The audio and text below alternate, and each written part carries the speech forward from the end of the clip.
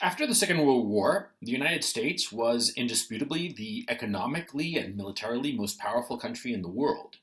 And it pretty much maintained that status for the next 50 odd years, from 45 to certainly up to 95. And one could argue after 9/11, yeah, it still had that muscle. Not just the military part of it, of course, but the industrial part of it. But really starting around 9/11, 2001, and certainly over the next couple of decades, the United States economy has seriously deteriorated, as has its actual military power. It spends a whole bunch of money on the military, but it has relatively little to show for it because the kind of war that the United States got involved in over the decades after 9/11 were these, basically guerrilla insurgencies.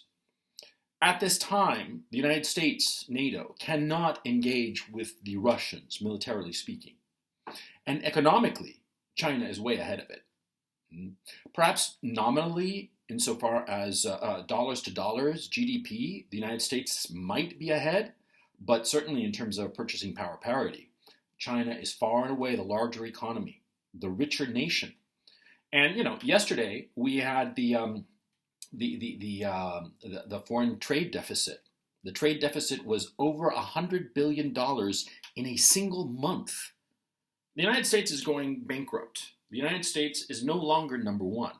And when you start to look at the policies that the United States has been pursuing over the last, certainly the last 7 years, and perhaps as far back as 10, 12 years ago, the United States has been pursuing a policy not of raising itself up to remain number one, but rather of pulling everybody down.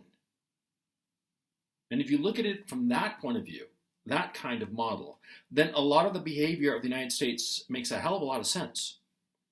You start to realize that America's behavior in terms of creating chaos everywhere it goes, to destroy rather than to build, it's a deliberate strategy to keep the world down. And its use of its military, of its aircraft carrier battle groups, to scare people into spending more money on the military. And that's certainly the case with Russia, and it's certainly the case with China. Both of those countries have spent an enormous amount of their GDP on the military, not because they really wanted to, but because the United States kept poking them, trying to get the Russian and Chinese economies to malinvest into their military to protect themselves from American aggression. Because everything that the United States has been doing over the last 10, 15 years has been aggressive towards all the nations of the rest of the world. The United States is, in essence, a threat to the rest of the world because it perceives the rest of the world as a threat to its own hegemony. The United States wants to remain number one, America number one, no matter what.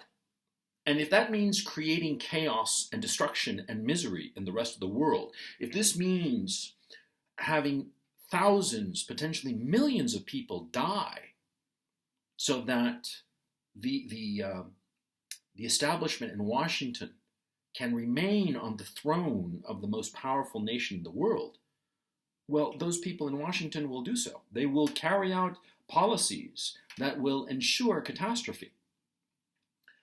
The United States has finally admitted, in the voice of Lloyd Austin, its Secretary of Defense, that the U.S. is engaged in a proxy war with Russia. They've admitted it openly. I mean, it's something that, when I said this 8 weeks ago, I was a Russian bot. I was a Putin stooge. And now, they're admitting it openly. They're admitting openly that they are engaged in a proxy war that will not benefit the Ukrainian people. And in fact, their openly stated objective is to pull down Russia. See? Because rather than the United States trying to elevate itself, make its cities beautiful and prosperous, make its people healthy and confident in the future, the American leadership no longer tries to do that. It no longer tries to elevate the United States. Rather, it seeks to pull down the rest of the world. And they have said openly that their plan with this proxy war in Ukraine is to pull down Russia.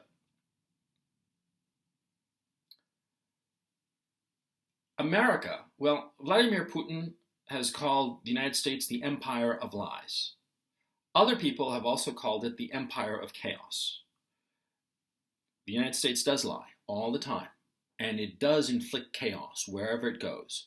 But you have to understand why. And once you understand why, it becomes incredibly easy to identify what they're doing and incredibly predictable.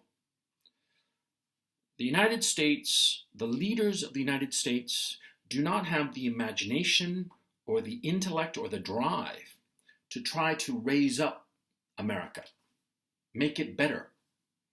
I mean, you could say that Trump tried with his, Make America Great Again logo, but it was just a logo. It was just a slogan. They never actually made America great.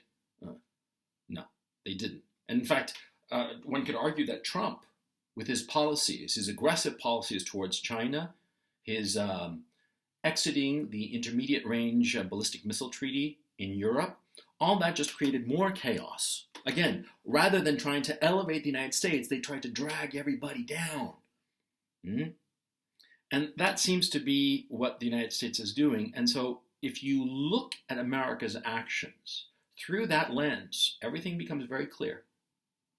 And you realize, too, that what American leaders are terrified of is actually having to put American economic power, American military power to the test. Because they know that if that economic power, if that military power is actually put to the test, it will fail. Because the bottom line is that the United States is a failed empire. And we are watching as it goes down the tubes.